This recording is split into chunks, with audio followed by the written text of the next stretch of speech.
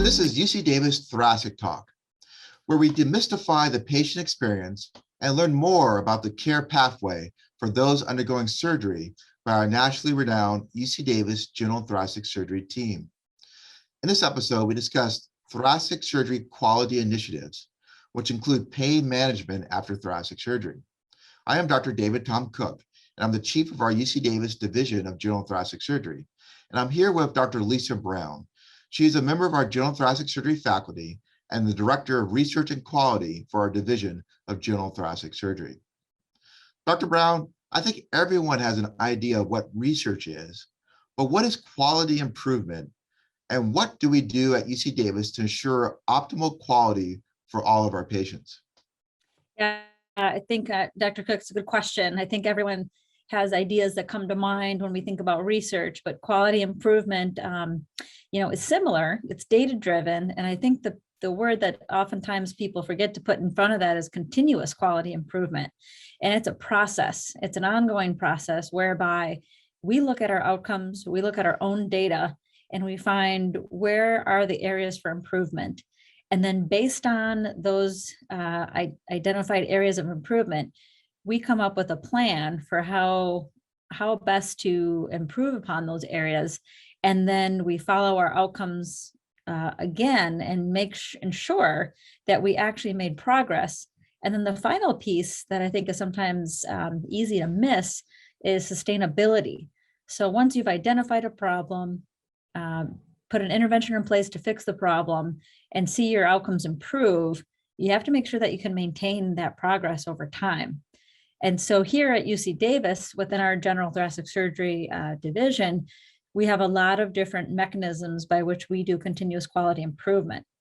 I'd say first and foremost is we meet with the hospital quality team regularly. We review data, not just our Society of Thoracic Surgery database data, but also the Vizient data and other databases and that are available to us within the hospital so that we know how we're performing. And then based on that data, that's how we get ideas for how we can do better.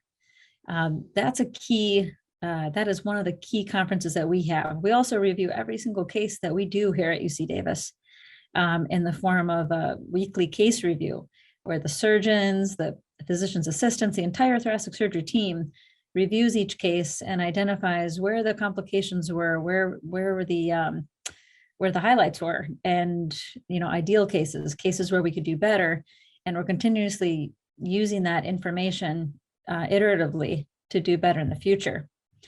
And those are the key things. I think the other thing is really being part of a team. This is a team approach. This isn't us in isolation. So, our patients have good outcomes, not just because of the operations that we do, but because of the care they receive from the nurses, from the anesthesia team within the OR, pain management services. The whole team here at UC Davis contributes to the outcomes of our patients. And so it's important for us to always be communicating with the nurse managers of the different units, the hospital leadership, the OR leadership, and so forth, so that we, are a cohesive team.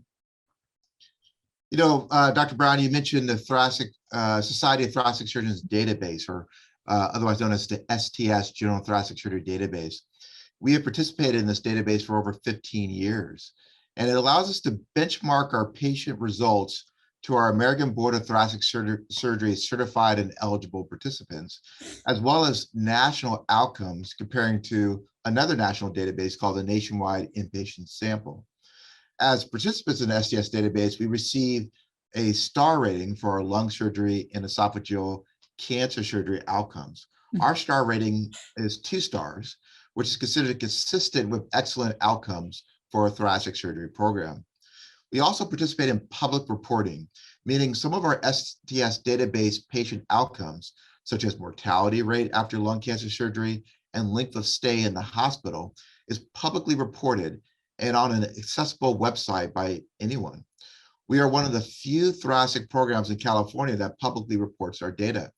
When a patient asks me, what are your outcomes? I just say, look us up online.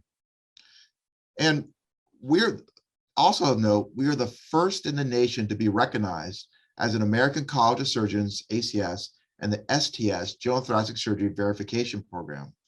Comments from the executive director of the ACS include, this is an excellent group of surgeons, highly committed to thoracic surgery and its complexity, who developed an excellent world-class multidisciplinary approach. This is an assessment of our program. What is this recognition, and what does our verification mean for our patients? Yeah, Dr. Cook, this is important because I'd say that, the largest organization of surgeons in the United States is the American College of Surgeons.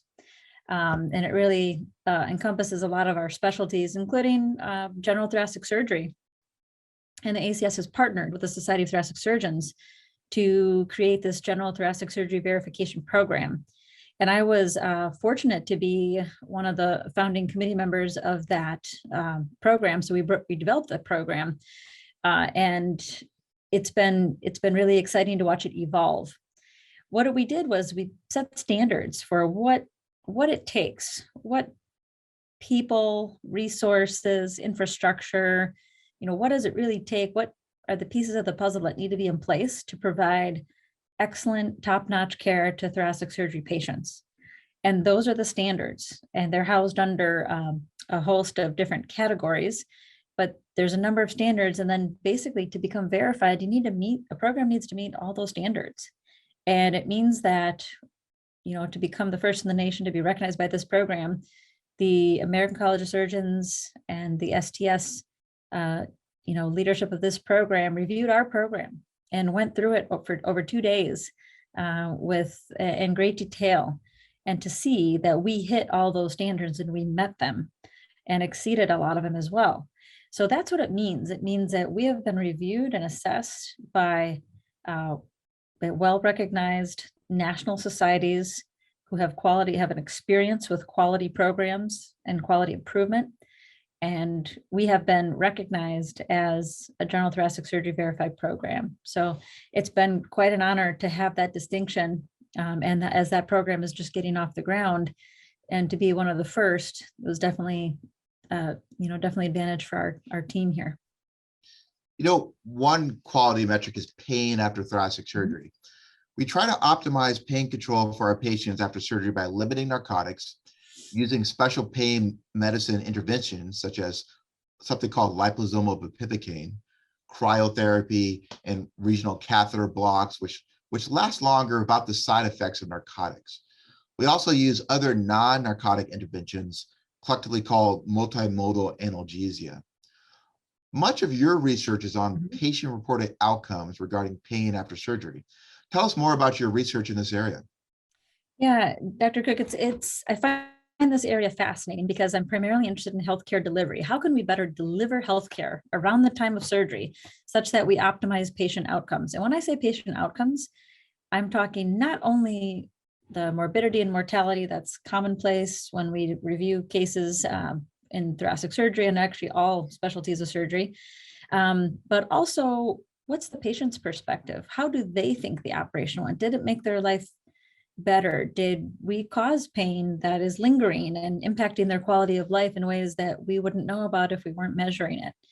And so I think there's a tendency, and historically, surgical teams tend to measure their metrics such as complications, long-term survival, 30-day readmission, and things of that nature. But really what we need to know the patient's perspective, which can be measured through patient-reported outcomes. And a patient-reported outcome simply means that we get input from the patient on an outcome, whether that be fatigue, cough, pain, some aspect of quality of life usually, and without interpretation by the clinician. And so that's the key here is the patient's given a survey, they answer the questions about how they're doing, but it's not interpreted by us. That's their word.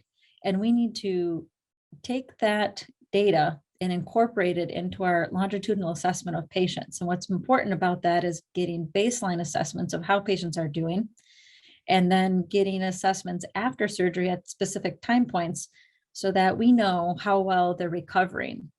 And a big part of that is pain management. And I think that we have more room for improvement in terms of decreasing opioid use around the time of surgery and using other modalities and other strategies to help manage pain. And then by measuring these sorts of patient-reported outcomes, we'll know how well we're doing, because that's one metric that we can only get from the patient. Well, thank you, Dr. Brown. This conversation highlights that our Division of General Thoracic Surgery, both through continuous quality improvement and innovative research, is constantly looking at ways to quote unquote stack the deck in our patients' favor to have the best possible outcomes. This is in keeping with our motto of equality of great quality.